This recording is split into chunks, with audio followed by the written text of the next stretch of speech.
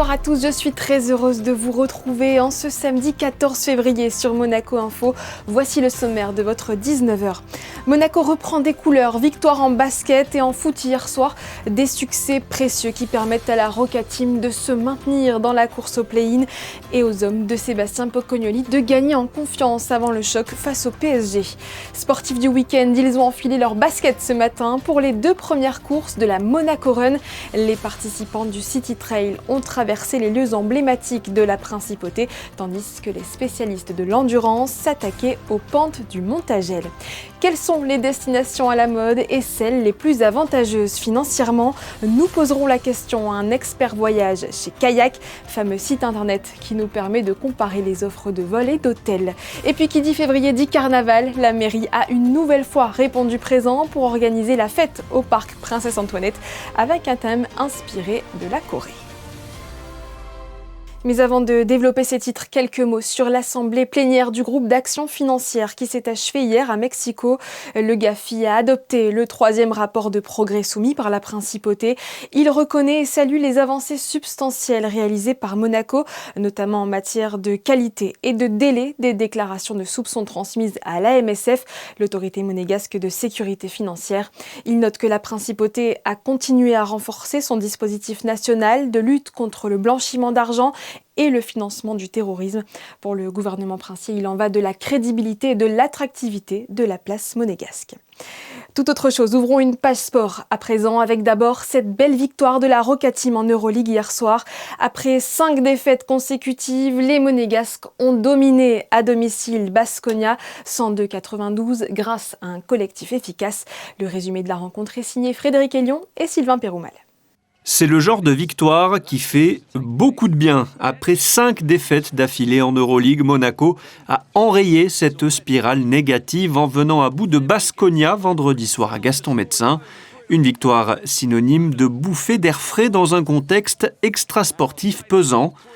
En première mi-temps, les snipers basques sont de sortie et punissent Monaco 8 sur 11 à 3 points après 12 minutes. La Roca Team prend les devants grâce à un 13-2 dans le deuxième quart-temps, impulsé par un excellent Mirotic, toujours aussi dominant, avec 16 points et 5 rebonds. À la pause, plus 4 Baskonia. Dans le troisième quart-temps, les arrières monégasques font la différence. Mike James, 17 points, va chercher les points près du cercle, tandis que Nedovic choisit l'option longue distance. Eli Okobo débute son show avec un tir au buzzer du troisième quart-temps, plus un Monaco 74-73. L'international français, déjà annoncé du côté de Dubaï l'an prochain, va être déterminant dans le dernier quart-temps. Le step-back signature, puis des gros tirs en fin de possession. Monaco défend dur et retrouve son ADN dans ses 10 dernières minutes pour l'emporter, 102-92. Elle nous permet de respirer avec tous les mauvais résultats des autres équipes, avec tout ce qui nous est arrivé, on est encore dans la course. Donc voilà, il va falloir qu'on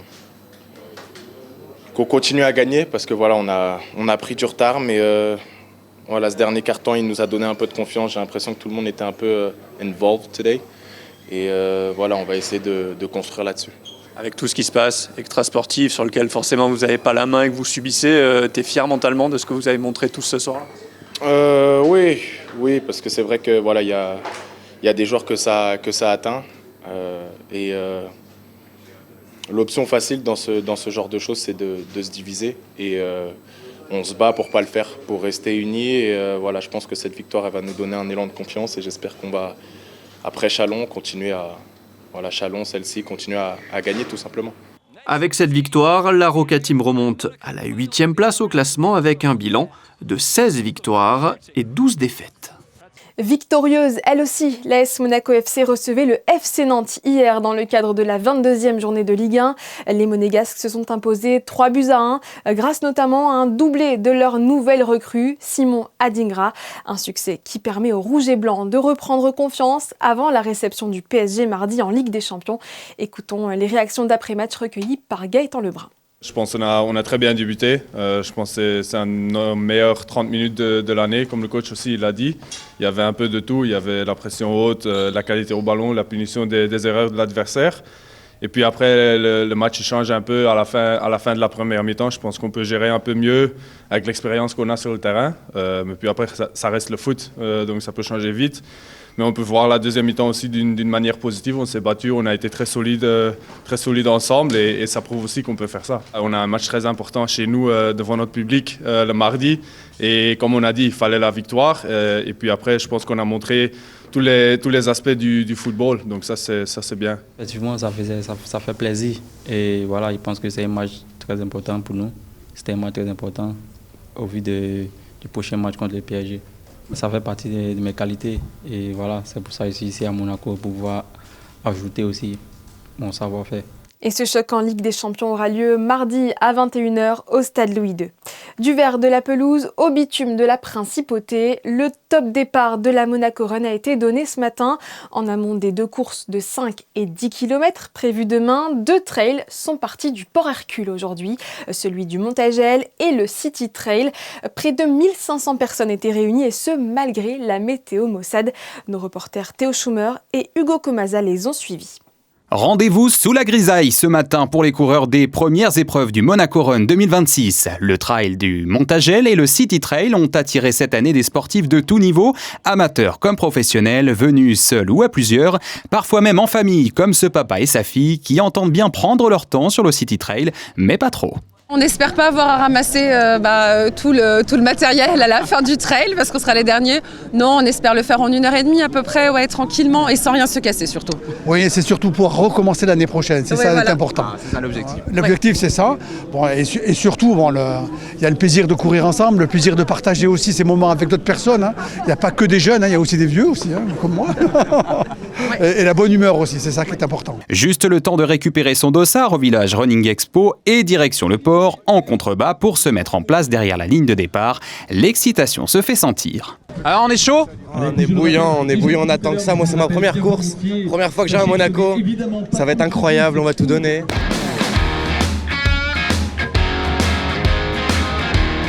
8h30, c'est parti pour la deuxième édition du Trail du Montagel. 650 coureurs s'élancent en direction du Rocher, suivi des 650 autres du City Trail à 9h. Le parcours est le même sur les 3 premiers kilomètres avant de bifurquer, tandis que certains arpentent 12 km de ruelles de la Principauté, des jardins Saint-Martin sur la falaise à la rampe Major en passant par la place du Palais. Les autres prennent de l'altitude. C'est quasiment le même parcours. Il y a une petite modification dans la montée sous le golfe avec un nouveau chemin que nous a fait la mairie de Peille, donc très agréable. Le long de la route, on n'est plus sur le bitume, on est sur un chemin de terre. Là aussi qui va être un peu gras, un peu boueux, mais il faut que les athlètes l'empruntent et juste un régal. Entre la boue formée par les dernières pluies et le ressenti de 0 degré dans la montagne, les conditions se corsent tout au long des 30 km et 1100 mètres de dénivelé. C'est le mental qui fait le plus gros du travail sur ces reliefs interminables. À l'arrivée, soulagement, sourire et réconfort. Dans le palmarès du Trail du Montagel, on retrouve les indéboulonnables Amandine Ferrato en première place sur le podium féminin et chez les hommes, même classement que l'an dernier, Sébastien Poésy derrière l'autre professionnel, Théo Le Boudec. C'était plus compliqué que l'année dernière au niveau du terrain parce que c'était quand même bien boueux. Là, la pluie qui s'est invitée cette nuit, ça a changé un peu la donne par rapport à l'année dernière, mais pour moi, c'était une belle course. C'était une belle course, je me suis régalé autant que l'année dernière.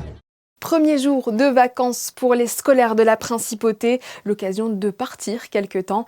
Si vous avez des envies de voyage et que vous souhaitez connaître les destinations tendances en 2026, cela tombe bien, un expert voyage est en duplex actuellement avec Émilie Rousseau. Bonsoir Clément Bourguignon. Bonsoir. Vous êtes expert voyage chez Kayak, le fameux site internet qui nous permet de comparer les offres de vol ou d'hôtel. Et vous allez donc pouvoir nous aiguiller un peu sur les destinations phares du moment. Justement, où partir en 2026 ? Quelles sont les destinations en vogue ? Oui, alors écoutez, il y a 2 catégories. On a déjà le long courrier qui est toujours très populaire avec notamment le continent asiatique. On continue à avoir beaucoup de demandes pour des destinations comme la Thaïlande, le Japon ou Bali. Ce qui est intéressant cette année, c'est qu'on voit des baisses de prix sur ce continent asiatique, avec notamment des prix en baisse jusqu'à 15 à 16% sur Bali, donc c'est très intéressant. Il y a évidemment un aspect culturel et météorologique qui est assez intéressant pour les voyageurs là-bas. Après, sur tout ce qui est bassin européen, ça reste très prisé également. Sur l'Europe, ça reste un continent pour lequel on trouve des rapports qualité-prix que les voyageurs trouvent très intéressants. Donc on a toujours beaucoup de demandes sur des destinations comme Majorque, Nice, Barcelone ou encore la Sardaigne. C'est toujours très prisé des utilisateurs, notamment pour l'accès qui est simple depuis la France, mais également les prix. Et cette année, on trouve que la plupart de ces destinations restent sous les 160 € aller-retour, ce qui reste un rapport qualité-prix très intéressant. Le tarif, c'est l'un des éléments clés pour justement la popularité d'une destination ? Absolument, oui. Alors le prix reste quand même l'aspect numéro un. C'est évidemment un coût qui en général est assez élevé. Et évidemment, il y a un aspect des vacances où on veut pouvoir se faire plaisir, mais quand même à pouvoir profiter sur place également.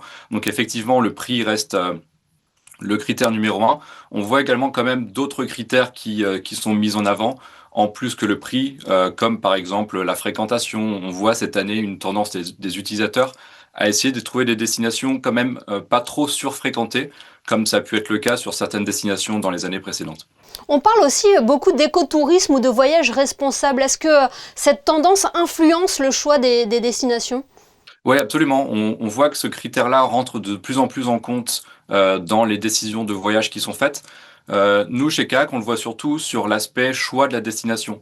Donc on va vraiment commencer à prendre en compte l'aspect environnemental, mais également l'aspect local. Comment est-ce que la destination s'organise autour de ses voyageurs, autour de l'arrivée de tourisme, comment est-ce qu'elle travaille en collaboration avec les populations locales. Donc tout cet aspect, choisir des destinations moins surfréquentées, moins 100% tourisme, mais plutôt orientées authenticité, respect du cadre sur place, sont de plus en plus des critères qu'on voit effectivement ressortir dans les décisions des utilisateurs. Ouais. Ouais, on l'entend, le comportement des voyageurs a évolué. Hein. On connaissait avant les formules tout inclus. Là, maintenant, on voit qu'on compose aussi son voyage. Effectivement, ouais, c'est une des choses qui ressort de notre étude sur les façons de voyager en 2026. Les utilisateurs sont de plus en plus à l'aise avec l'idée d'utiliser certains outils comme les comparateurs, mais aussi de plus en plus l'intelligence artificielle pour composer eux-mêmes leur voyage, pour trouver des recommandations de destination. Ce qu'on observe également cette année qui est intéressant chez Kayak, c'est une augmentation de tout ce qui va être alerte de prix, outils de décision au choix de la destination. Donc on voit qu'il y a une volonté des utilisateurs de s'y prendre à l'avance pour trouver les meilleurs prix, les meilleures disponibilités et s'assurer de réserver au bon moment. Ouais. Et est-ce que les réseaux sociaux aussi influencent les voyageurs ? Oui, de plus en plus, effectivement. On a c'est une des tendances qu'on révèle dans notre rapport sur le voyage en 2026, c'est les réseaux sociaux vont-ils passer d'un aspect de recommandation, ce qu'ils font aujourd'hui. On a de plus en plus de jeunes voyageurs, notamment, qui nous confient utiliser ces réseaux pour choisir et s'inspirer de destinations. Ce qu'on suppose, c'est qu'à terme, on va potentiellement également pouvoir réserver via ces réseaux sociaux, donc avoir une couverture entière du parcours d'achat de voyage en fait. Est-ce qu'il y a des nouvelles formes de voyage qui voient le jour ? On parle aussi des nomades digitaux, des séjours workation également ? Oui, il y a plusieurs nouvelles formes. Effectivement, celle dont vous parlez en est une. On voit qu'il y a une volonté, notamment des jeunes générations, de privilégier des destinations locales et de voyager comme si on y vivait. Donc là où avant on aurait eu le grand voyage de 2 semaines dans une seule destination, on voit que maintenant on va privilégier plutôt plusieurs plus petits voyages dans l'année pour découvrir plusieurs endroits, essayer de faire comme si on y vivait. Donc ça c'est une grande tendance. Une autre tendance qu'on voit, c'est tout ce qui est bien-être. On voit de plus en plus que les utilisateurs cherchent des destinations dans lesquelles ils vont pouvoir se relaxer leur esprit. Donc ça passe par les installations sur place, mais aussi par des destinations qui vont permettre un mix d'exploration et de relaxation. Eh bien, merci beaucoup Clément Bourguignon pour toutes ces indications et merci aussi de nous avoir fait voyager un petit peu ce soir. Merci à vous. Et d'ailleurs, beaucoup de visiteurs se retrouvent en ce moment sur la Côte d'Azur pour assister au Carnaval de Nice. En principauté, la mairie a une nouvelle fois répondu présent pour organiser la fête au parc Princesse Antoinette. Hier, le beau temps n'était pas au rendez-vous, mais cela n'a pas empêché petits et grands de jouer le jeu autour du thème de cette année, la K-pop. Axel Amalberti-Verdino, l'adjointe au maire en charge des animations et des loisirs, est au micro de Frédéric Elion. Comme chaque année, l'idée c'est vraiment de pouvoir satisfaire le maximum d'enfants et de résidents, mais également de petits et grands, et donc de suivre un peu l'actualité et ce qui plaît. Donc je suis moi-même maman, donc j'écoute beaucoup de musique dans la voiture.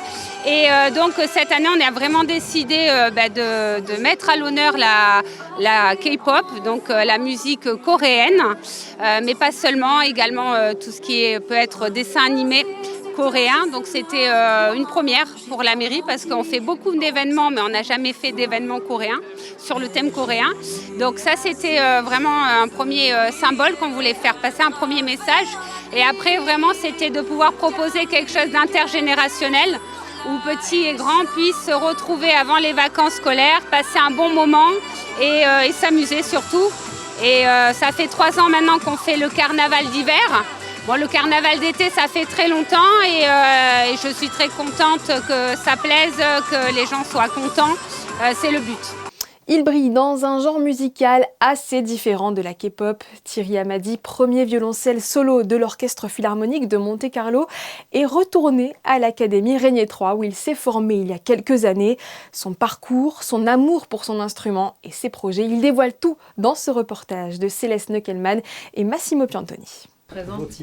Bonjour monsieur le maire, enchanté, merci beaucoup. Né d'une famille de musiciens, Thierry Hamadi, violoncelliste originaire de Nice, s'est rendu à l'Académie Régnier III de Monaco.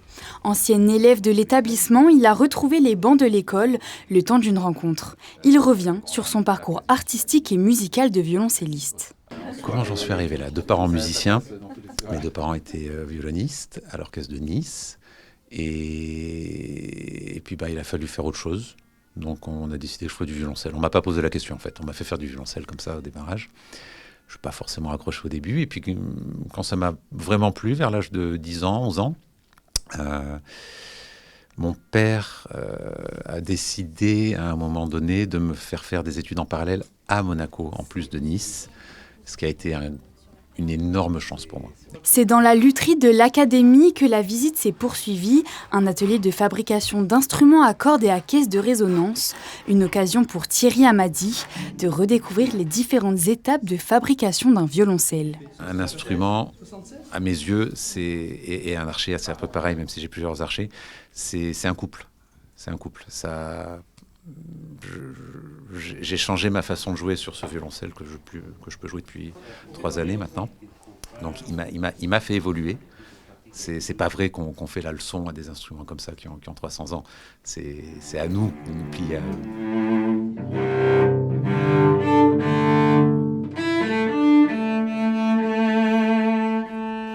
J'ai évolué, il m'a fait beaucoup de bien, il m'a fait grandir, j'espère, musicalement, au niveau du son, au niveau de plein de choses. Et donc voilà, c'est mon partenaire et je peux pas m'en passer.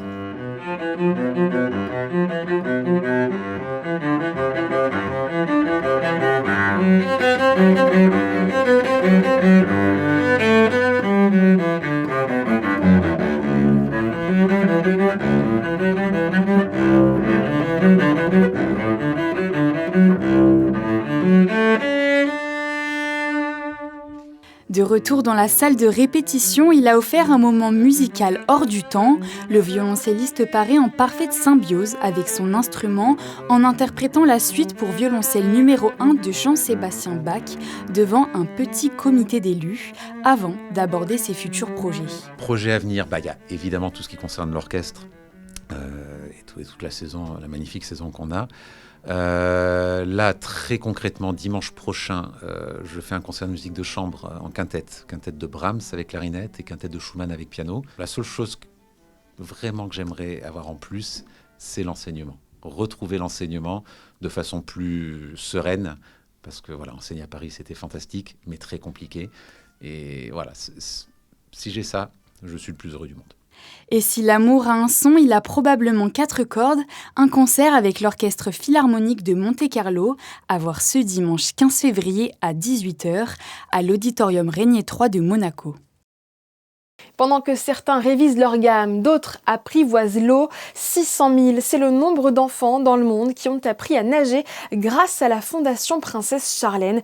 Des programmes ont été mis en place dans une 50aine de pays, de l'Afrique du Sud à l'Inde, en passant par le Brésil ou le Canada.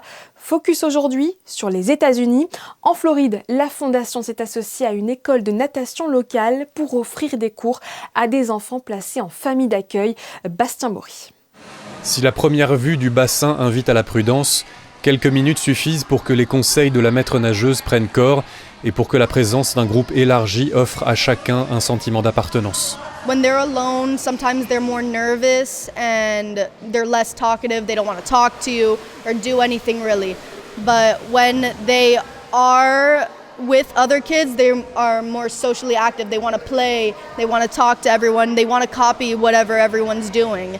Les États-Unis comptent près de 400 000 mineurs placés en foyer. En moyenne, pour 100 enfants concernés, seules 57 familles d'accueil sont agréées par les autorités dans le pays. Et la Floride figure parmi les États les moins pourvus. Every child who's here is so different, and you just need to empathize with that and be really caring. You actually are teaching them skills and you're seeing results and you want them to enjoy it at the same time as take it seriously, and it's extremely rewarding. Floridienne d'adoption, arrivée du New Jersey, Cara Cassidy a ouvert cette école de natation en 2015. De quoi retenir l'attention d'une de ses amies, Dara Torres, nageuse américaine aux 12 médailles olympiques et vice-présidente de la branche états-unienne de la Fondation Princesse Charlène.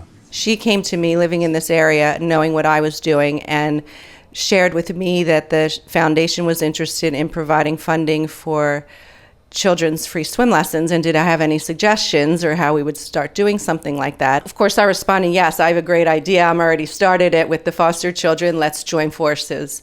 And we did that. 6 years later, here we are still doing it together and with the foundation, and it's wonderful. It's a great relationship. Le sujet dépasse d'ailleurs les bassins et gagne les cercles politiques. Après plusieurs années de débats, les parlementaires du Congrès américain décidaient d'encourager en 2025 une meilleure intégration de l'apprentissage de la natation et de la sécurité aquatique dans les budgets publics. So I have been involved with different representatives about the cause of learning to swim and water safety, and we're always talking about it. It's always in the talks. The legislation is trying to put through in different states. Car la noyade reste aujourd'hui la principale cause de décès accidentels chez les enfants de 1 à 4 ans aux États-Unis. Et parmi eux, les enfants placés sont considérés comme les plus exposés. They're just in an unfortunate situation, but they are learning to get better and try to better their lives and learn a life-saving skill. Drowning's preventable, and we're going to keep doing what we can to reach as many as we can to bring the statistics down. Ainsi, chaque projet compte dans cette Floride entourée d'eau, sillonnée de canaux, de lacs et rivières, concentrant le plus grand nombre de piscines résidentielles du pays et où nager représente pour certains une première forme d'autonomie. C'est la fin de cette édition, merci de l'avoir suivi. Nous la refermons avec les images de Philippe Fitt. Notre photographe était aux côtés des coureurs qui se sont élancés sur le trail du Montagel et sur le City Trail ce matin. 2 épreuves qui marquent le début de la Monaco Run. Dans un instant, les prévisions météo de Théo Schumer. Quant à moi, je vous donne rendez-vous pour le dernier journal de la semaine demain à 18h30. En attendant, belle soirée sur Monaco Info et bonne fête à tous les amoureux.